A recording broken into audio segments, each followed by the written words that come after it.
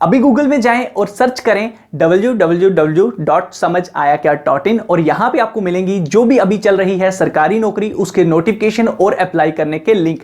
इसी के साथ चैनल को सब्सक्राइब करें बेल आइकन के साथ अगली वीडियो का अपडेट पाने के लिए। Indian army, Indian navy, Indian air force है, पैरामिलिट्री फोर्सेस है, ज्वाइनिंग से जुड़ी हुई सारी इंफॉर्मेशन को स्पेशल एपिसोड मिलते रहेंगे। नमस्कार दोस्तों, मेरा नाम है साजन कुमार और आप देख रहे हैं यूट्यूब चैनल समझ आया क्या। दोस्तों वीडियो अच्छा लगे तो लाइक एंड शेयर जरूर कीजिएगा। और अभी हम बात करने वाले हैं क्लर्क और store keeper technical inventory management की पोस्ट की क्वालिफिकेशन और एज लिमिट को लेकर। अगर आप लोगों को याद हो तो भैया हमने कल ही ये वीडियो दी थी, लेकिन इंस्टाग्राम पे मुझे मैसेज आया है कि क्वालिफिकेशन समझ नहीं आई है, आप दोबारा से एक बार समझा दें। तो कोई फर्क नहीं पड़ता, आप 10 बार बोलोगे मैं 10 बार समझा दूंगा आपको। तो आपका भी अगर कोई सवाल हो तो मेरे इंस्टाग्राम पे भेजिए, साजन भगत 1 करके मेरा जो यूजर नेम है आपको बता दूं, डिस्क्रिप्शन में आपको मिल जाएगा, इंस्टाग्राम पे सर्च कर लीजिएगा। तो देखिए यहाँ पे एज लिमिट तो होती है भैया 17.5 साल से लेके 23 साल तक। हाइट क्राइटेरिया अलग अलग स्टेट का अलग अलग होता है, तो इस पे आप ध्यान नहीं दीजिएगा, ठीक है। अगर हम बात करें 2019 में तो ये कुछ जन्म तिथि है, इस पे भी आप ध्यान नहीं दें अभी, क्योंकि ये अलग अलग स्टेट्स के हिसाब से होगा, मंथ के हिसाब से होगा कब वैकेंसी आती है।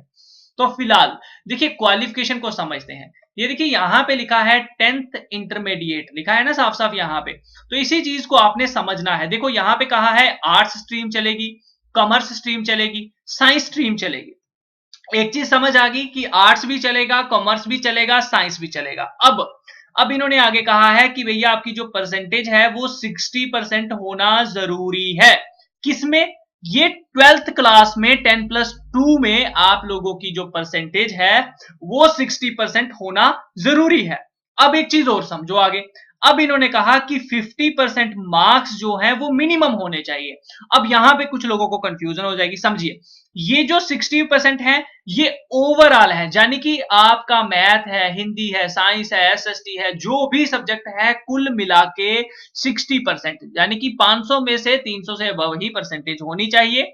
अब यहां पे ये जो 50 है ये एक एक सब्जेक्ट में है। समझ लीजिए आपके 5 सब्जेक्ट हैं और एक सब्जेक्ट में 100 में से नंबर आए, तो आपके 50 में से अबव नंबर आने चाहिए। समझ गए? ये चीज है। अब नीचे आ जाते हैं। इन्होंने कहा 50% आपने लिए होने चाहिए इंग्लिश में, इसी के साथ इन्होंने कहा मैथ में। अब समझने की कोशिश करना, ये जो इंग्लिश है ये तो चाहिए ही चाहिए। इसके अलावा या मैथ हो जाए, या अकाउंट हो जाए, या फिर बुक कीपिंग हो जाए। इन तीनों में से एक, समझ गए?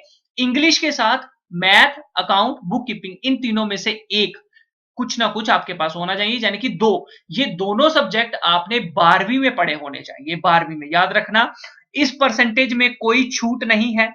10th की यहां पे कोई बात नहीं है। अब ये नहीं है कि आपने डायरेक्ट 10th नहीं की और 12th पे आ गए तो आप अप्लाई कर पाओगे, ऐसा नहीं हो पाएगा। जिसने 10th की है वही बंदा 12th करके आगे जो है इसके लिए जा सकता है। मैं आप लोगों को क्लियरली कर दूं, क्योंकि ये 10+2 का मतलब ही वही होता है, ठीक है।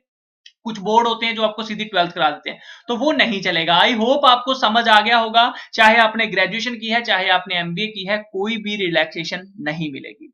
वीडियो अच्छा लगे तो लाइक एंड शेयर जरूर कीजिए, और इसी के साथ इंस्टाग्राम, फेसबुक पे जुड़ जाइए। सारे लिंक आपको वीडियो के डिस्क्रिप्शन में मिल जाएंगे। ओके फ्रेंड्स, समझ आया क्या?